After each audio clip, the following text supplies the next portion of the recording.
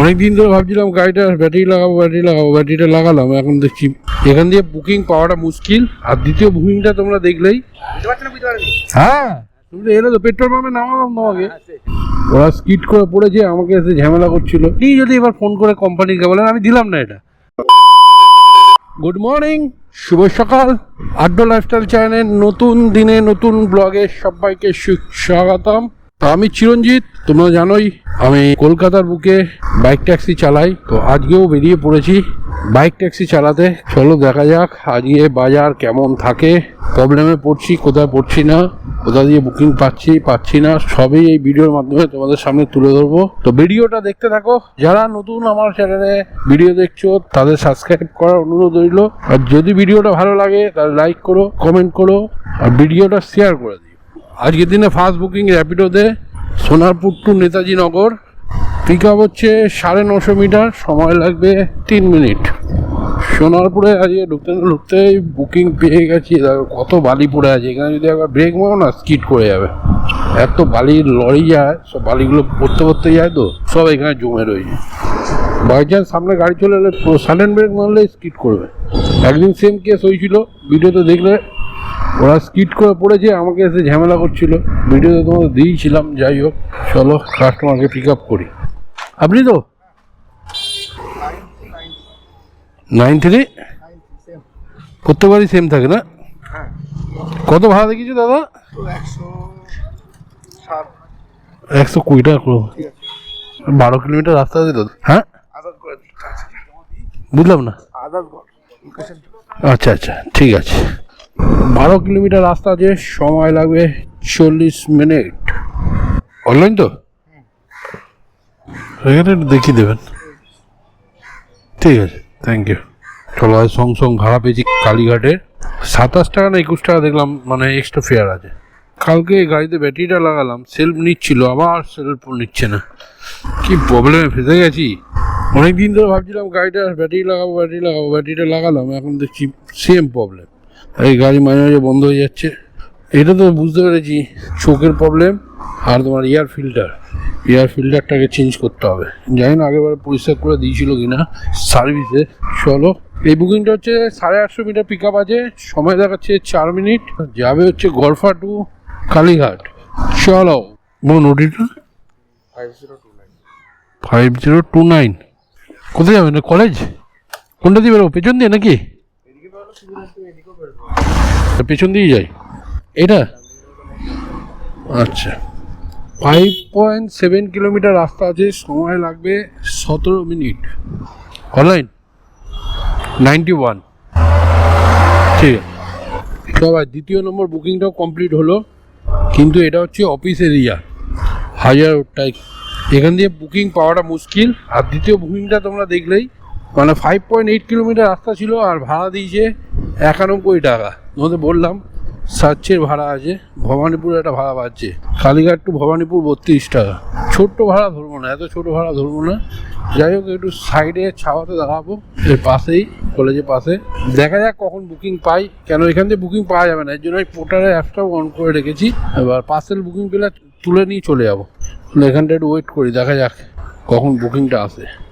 র্যাপিডোতেই একটা বুকিং পেয়েছি, Bhowanipore to College Street, 140 metre pick up আছে, সময় লাগবে 1 মিনিট। কাস্টমার এই গলিতে আছে। আর পোর্টারে একটা বড় বুকিং পেয়েছিলাম, কিন্তু আমার ধরার আগে কে ধরে নিল। আমি বললাম এখানে কেউ নেই, তাই খুব রিল্যাক্সে ধরছিলাম, তো অন্য কেউ ধরে নিয়েছে। যাই হোক, আমি কাস্টমার লোকেশনে চলে এসেছি। কলেজ স্ট্রিট যাবে কে? এনি মনে হয় কাস্টমার।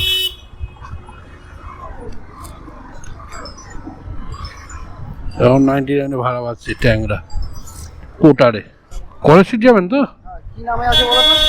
বিশ্বজিৎ তো, বিশ্বজিৎ বলুন। ওটিপি হ্যাঁ, পার্সেল বুকিং করলেন না কেন? পার্সেল বুকিং করতে হয়। এটা যদি আমি নিয়ে চলে যাই, 10 থেকে 20 টাকার মতো ডিফারেন্ট। হ্যাঁ 20 টাকা মানুষকে নিয়ে যাওয়ার থেকে এটা 25 গ্রাম জিনিস পকেটে থাকলে আমার মনে অনেক বেটার। এটা আমি বলছি, এবারে আপনাকে একটা কথা বলছি। এই যে আপনি যে কথাটা বললেন সেটা ঠিক আছে, আপনার অনুযায়ী আপনি যে এইটা দিলেন আমাকে, এবার আমি ওখানে গেলাম, আমি ওখানে ড্রপ করে দিলাম। আমাকে আর ওটিপি লাগে না, কিন্তু এখানে ওটিপি লাগলো, আমি ওখানে গেলাম, ড্রপ করে দিলাম। এবার আপনি যদি এবার ফোন করে কোম্পানিকে বলেন আমি দিলাম না এটা, আপনি কোম্পানিকে ফোন করলেন যে আমি একটা ইয়ে দিয়েছি, উনি বললেন কেন আপনি তো প্যাসেঞ্জার বুক করতে পারতেন, আমাকে বলতো, আমি বলবো আমি তো প্যাসেঞ্জার আনলাম ওখানে নামিয়ে দিলাম। ঠিক তো আছে। আপনার এটা 20 টাকার দিয়ে এটা বেশি দামি না কোনটা বেশি দামি বলুন? 20 টাকা বেশি দামি না এটা বেশি দামি? এখন তো করে দিন। এরপর থেকে ওটাই করবেন। 20 টাকার জন্য কিন্তু আপনার এই জিনিসটা বেশি দামি, 20 টাকা কিন্তু কম এই জিনিসটার দিয়ে। তাহলে তুমি নাম্বারটা তাহলে নিয়ে নাও। Thank you. এটা ব্যাপারটা এই ব্যাপারটা বুঝতে হবে, অনেকে ভাবে পয়সাটা ইয়ে, কিন্তু বলুন 8 8240 ফোন করে দাও, ও তাহলে হ্যাঁ করে নিচ্ছি। বলুন এবার ওটিপিটা বলুন, ওটিপিটা বলুন। একটা ফোন করে দাও, কারণ খুব প্রয়োজন ওটা। এবার দিয়ে কিন্তু আপনি এই বুকিং করবেন কিন্তু পার্সেলের জন্য। 20 টাকা বেশি যাক কিন্তু আপনার মালটা সেফটি। এটা দেওয়ার সময় না ওটিপি চাইবে যদি প্যাসেঞ্জার পার্সেল বুক করেন। তুমি একটু মনোযোগটা ফোন করে দাও। হ্যাঁ আমি দিয়ে দেবো, আপনার ওই চিন্তা নেই, আমি ওরকম ছেলে নয়, দিয়ে দেবো। ফোন করে নিলে বেটার হয়, নাম্বারের সাথে ও কানেক্টেড করে দাও।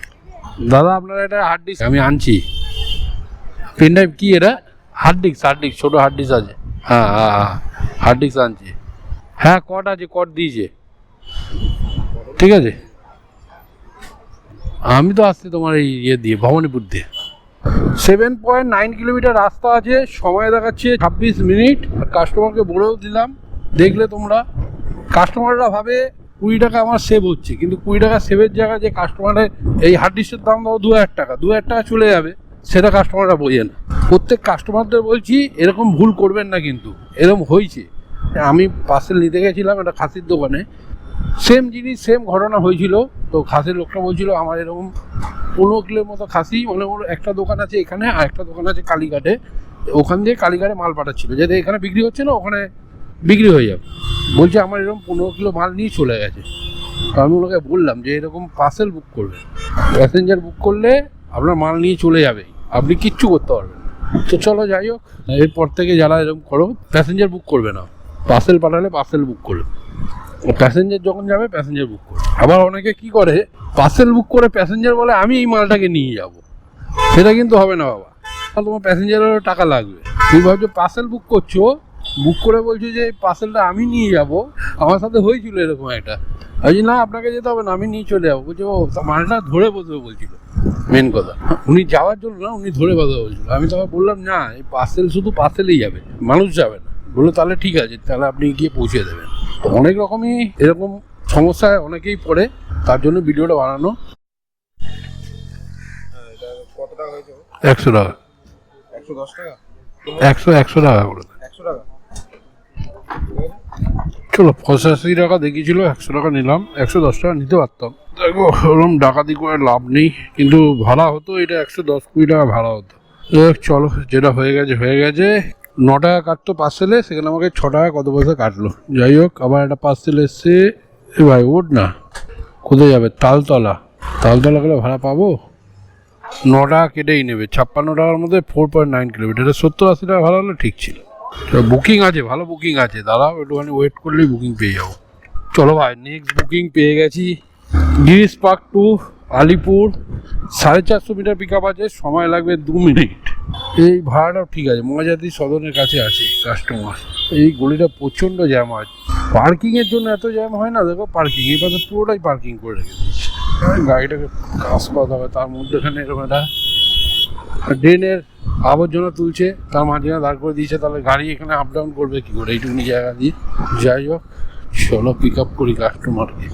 এটা আমার হবে 4 নম্বর বুকিং, আজ হয়তো 5টাই বুকিং মারবো, দেখা যাক। কোন দিকে যাবেন? এদিকে যাবো তো, এদিকে বলুন দাদা ওটিপিটা বলুন। 7941। হেলমেটটা নিয়ে নেবেন এখান থেকে। 7941 কাটাও, ফুল কাটাও,